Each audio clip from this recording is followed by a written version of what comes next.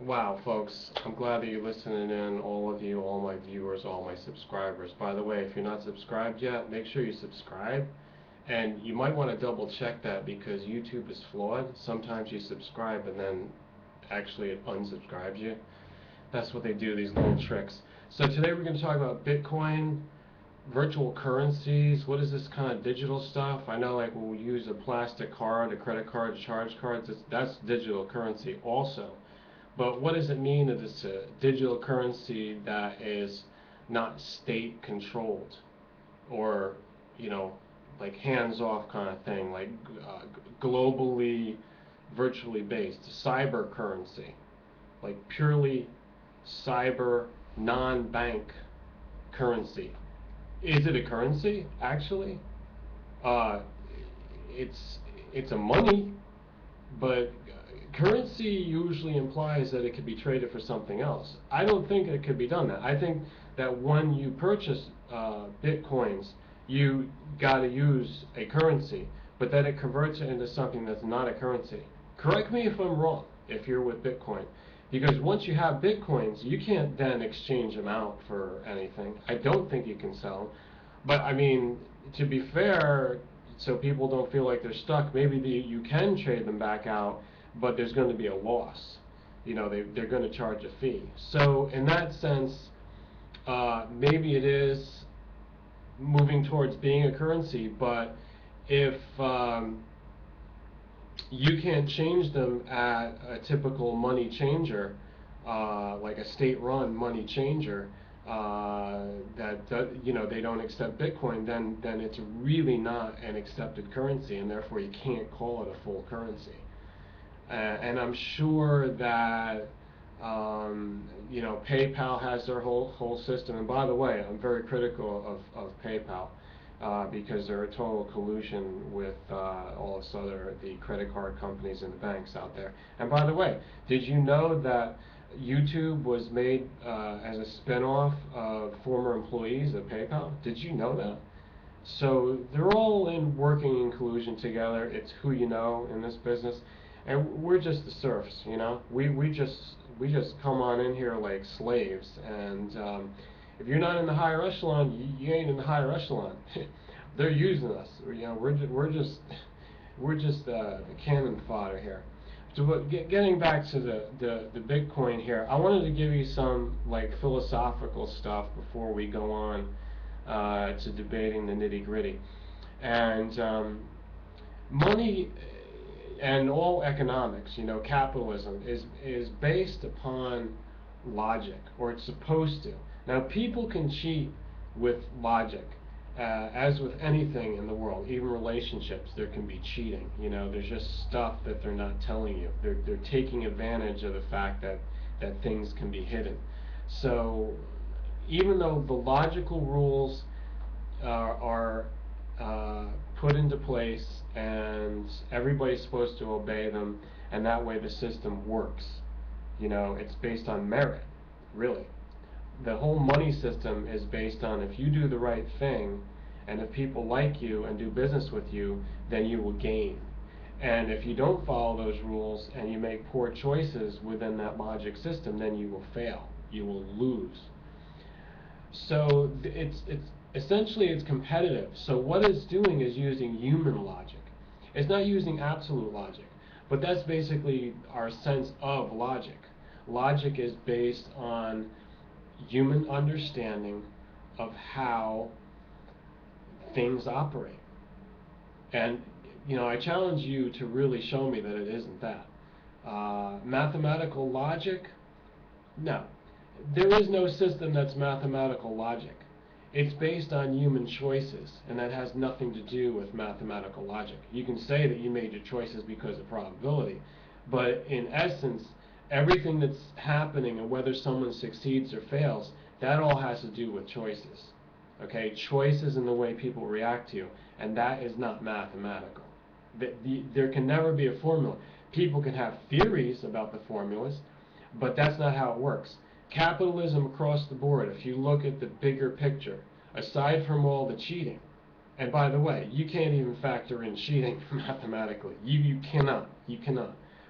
There's so many statistics and variables that would have to go into place that it defies being able to really grasp it. So having said that, if it is truly mathematical logic, then you couldn't say that. See, mathematical logic would boil it down to exact formulas. That's not what's going on with economics or currency or these systems. Now, before we close with this philosophical view, I want to talk about love. What is love but a more absolute logic that doesn't have to do with the human frailties or the human cheating and all that? It doesn't really care about that. Love is actually unconditional as far as knowing that the more you give, the more you're going to receive eventually, somewhere, somehow. Love has faith in that. See, that's the whole thing about it. It doesn't care about short-term gain or calculating things out to make sure that it's going to come out ahead. Love just keeps giving and giving and giving. How is that? So it's not really within human understanding, and it's certainly not mathematical logic unless you factor in like strange things such as infinity. And infinity can't even be analyzed. Infinity is just a concept within math.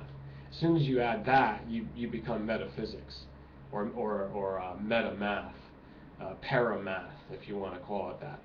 So these are totally outside the scope, or they're not. Actually, they influence human logic, but they don't completely control it, because free will is involved, and it gets with evil and non-trust and non-love. In fact, hate is involved in competition.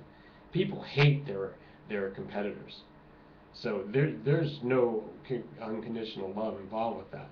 There is condition upon condition, like endlessly, from whatever angle you look at it. Everyone's competing, and there's all these conditions going on. So back to Bitcoin. I told you all this because if you don't understand the philosophy behind human nature, then how are you going to understand Bitcoin and whether it's revolutionary or not, or whether it can work or not? I mean, how can you understand the general global economy if you can't be philosophical? That's what I don't get about people. The nuts and bolts people just think about, well, I'm successful, I made a lot of money, and I can talk now, so I know. Actually, no, you don't. You don't even know why you made money. And a lot of it's just about luck. Just before you know it, you're going to have a bad run, just like in gambling, and you're going to lose it all. So these people don't know anything. And the fact is, losing really ain't that bad when it comes down to it, because it's easier. When you have nothing, you got nothing to lose. So a more superior logic has to get factored in. It's all a game, folks. It's all a game.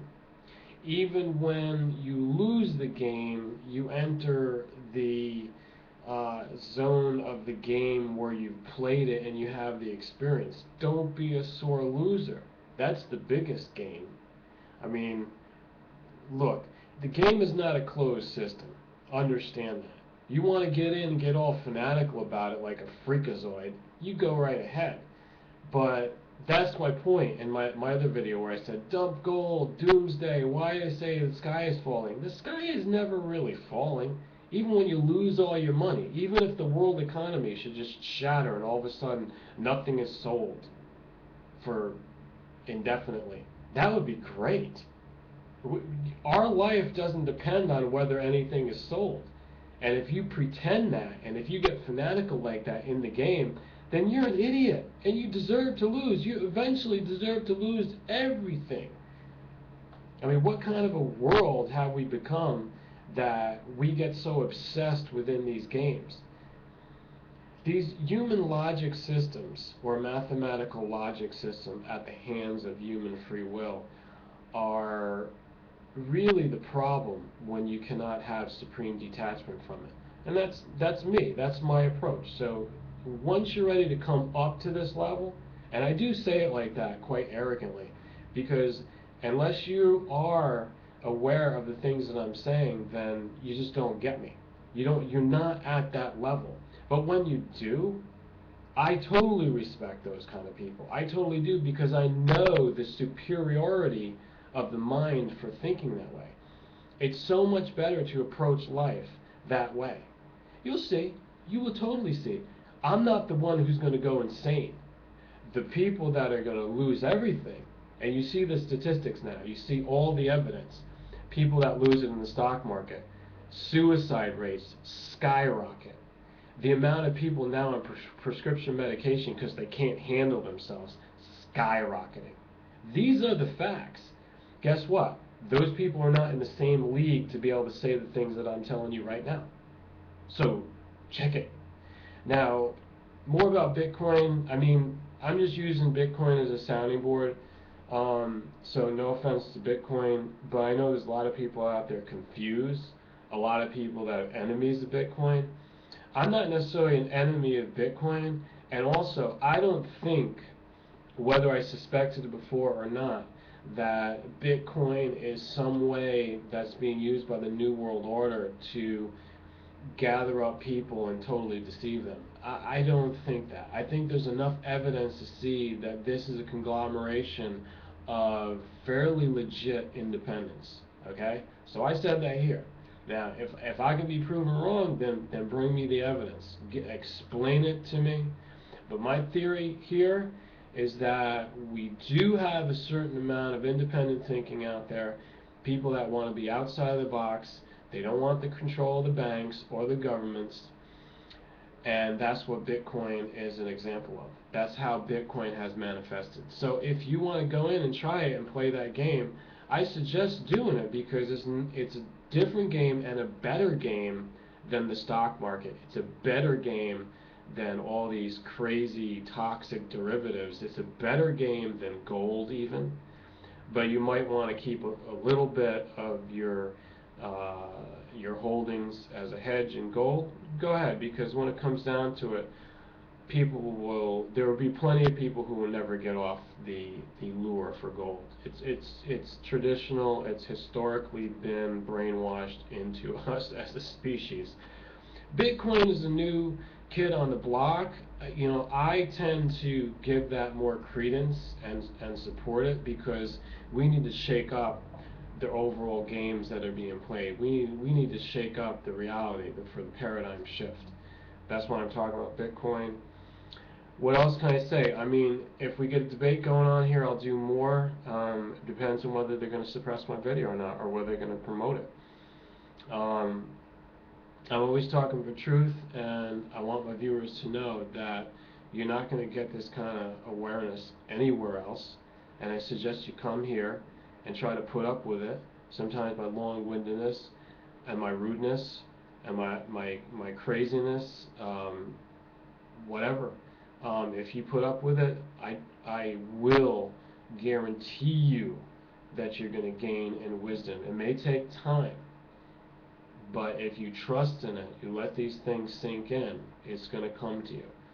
And I look forward to your comments, and share this with all your friends, favorite it, make sure you thumbs up, and as I said, subscribe, please.